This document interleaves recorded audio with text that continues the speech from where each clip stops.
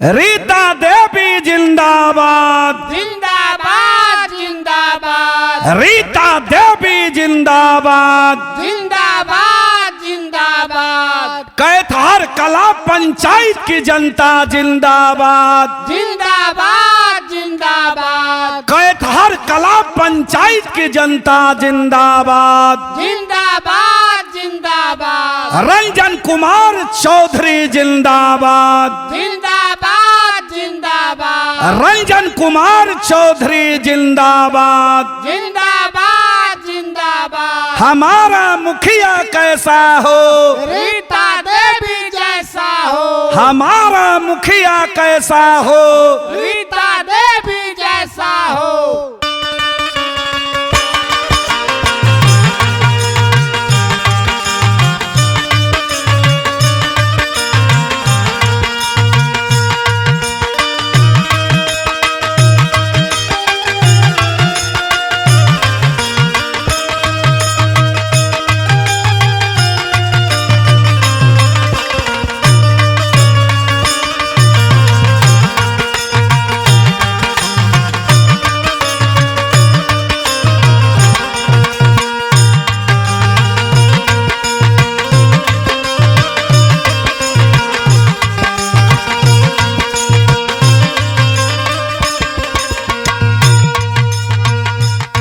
तमाम कैथार कला पंचायत की देवता रूपी जनता एवं देवी रूपी माँ बहन बेटी सबके यह कहनाम बा कि अब की बार कैथार कला पंचायत के समाज सेवी सबके दुख सुख में साथ रहे वाला हर एक बिरादरी के मान सम्मान करे वाला रंजन कुमार चौधरी जी रंजन कुमार चौधरी जी के पत्नी रीता देवी जी कैथार कला पंचायत से मुखिया पद के प्रत्याशी बाड़ी। आज तमाम जनता माई बहिन बेटी भैया लोग दादा लोग सबके विचार बन गई बा कि रीता देवी के अब की भारी मत से जितावे के बा आ कैथार कला पंचायत के मुखिया बनावे के बा। तमाम लोग के यह आवाज बा। का आवाज बा? चारों ओर से आवता आवाज ये सुनौआ में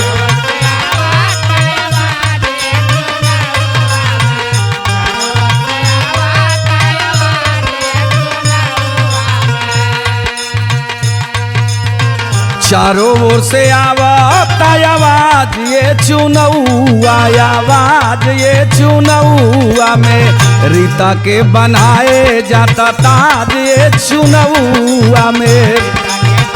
तो सब लोग के मन विचार हो गई कि रीता देवी के अब की मुखिया बनावे के बाद कैथार कला पंचायत के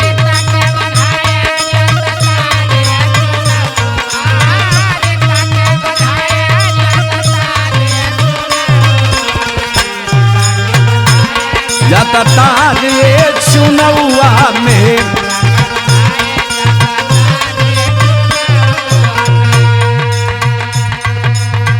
आज पंचायत के हर एक गांव के लोग तैयार हो गए बड़न, चाहे परसिया के लोग होखे, खरैठा के लोग होखे, मानिकपुर के लोग होखे, परसधा के लोग होखे, दीपापुर के लोग होखे, वासुदेवपुर के लोग होखे, कथराई के लोग होखे, पतेज के लोग होखे, बावन बांध के लोग होखे, सरया के लोग होखे, पानापुर के लोग होखे, रामपुर के लोग होखे, सरहदपुर के लोग होखे, घंटाडीह के लोग होखे, भैरोडीह के लोग होखे, सतहवा टोला के लोग होखे, चाहे सिरसिया के लोग होखे, सब लोग तैयार बा। सब लोग इहे कहत बा, सबके आवाज इहे बा। काम चारों ओर से आवता आवाज ये सुनौआ में।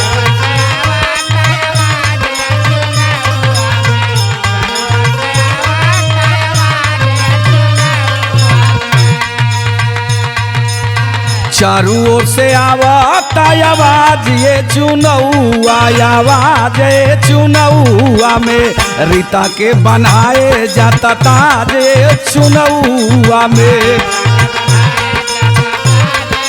सब लोग के मन विचार बन गई बा कि रीता देवी के कैथर कला पंचायत के मुखिया बनावे के बाद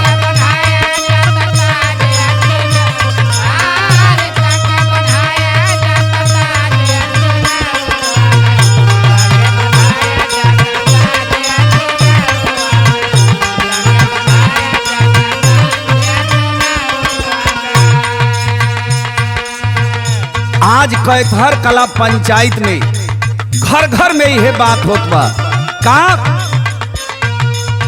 घर घर में यह बात सभे बतियावता।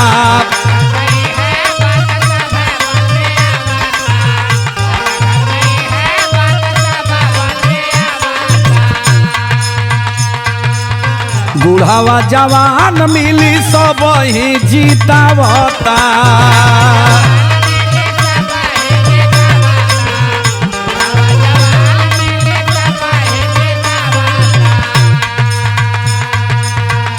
हर एक बिरादरी के आवाज हो गई बा, एक सुर में पूरा समाज बोलता कि ना अब की बार रंजन कुमार चौधरी जी के पत्नी रीता देवी जी के भारी मत से जितावे के बाद मुखिया बनावे के बाद एक सुर में बोलता समाज ये चुनौआ में। एक सुर में बोलता समाज ये चुनौआ समाज ये चुनौआ में रीता के बनाए जाता ताज ये चुनौआ में।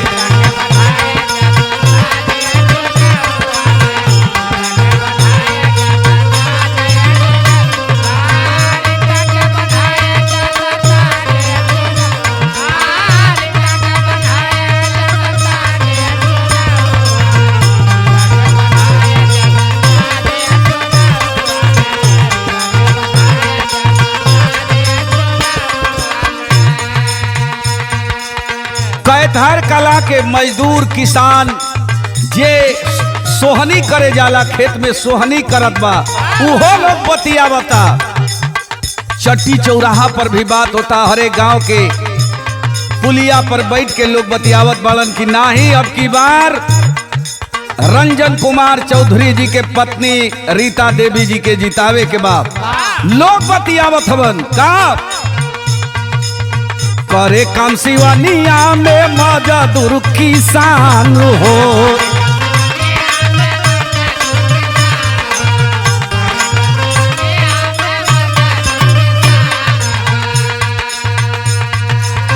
रीता के जितावल जाई सब के बाद ध्यान हो। सब लोग के ध्यान बाकी नाही रीता देवी जी के जितावे के बाद।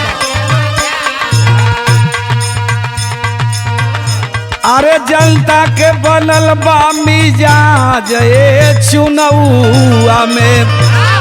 जेकरा ले पूछो कैथर कला पंचायत में हर एक बिरादरी के लोग कहत बा कि ना अब की बार रीता देवी के मुखिया बनावे के बाद आ उनके के भारी मत से जितावे के बाद।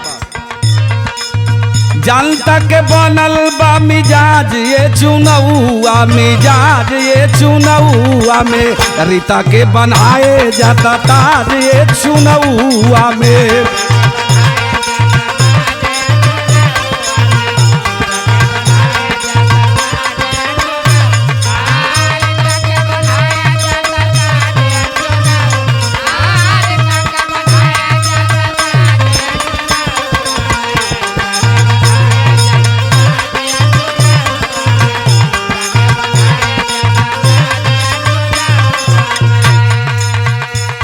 लोग कहतन कि अब की के एक हो के हमनी के विश्वास बा कि समाज सेवी हवन रंजन कुमार चौधरी जी।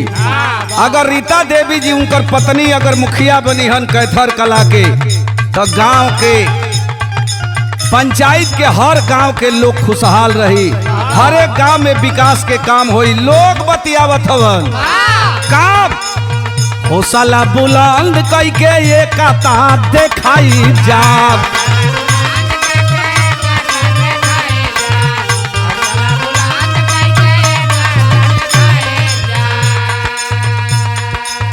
रीता जी के भारी मत से मुखिया बनाई जा।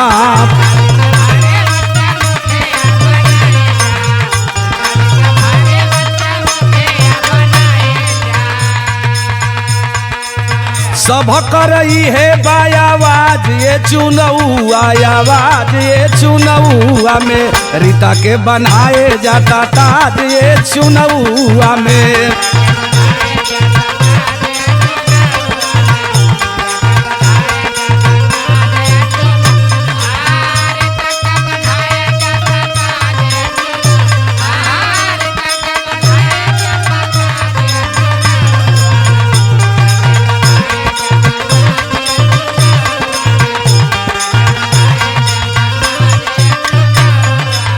चारों ओर से आवता आवाज ये चुनौआ आवाज ये चुनौआ में रीता के बनाए जाता ताज ये चुनौआ में।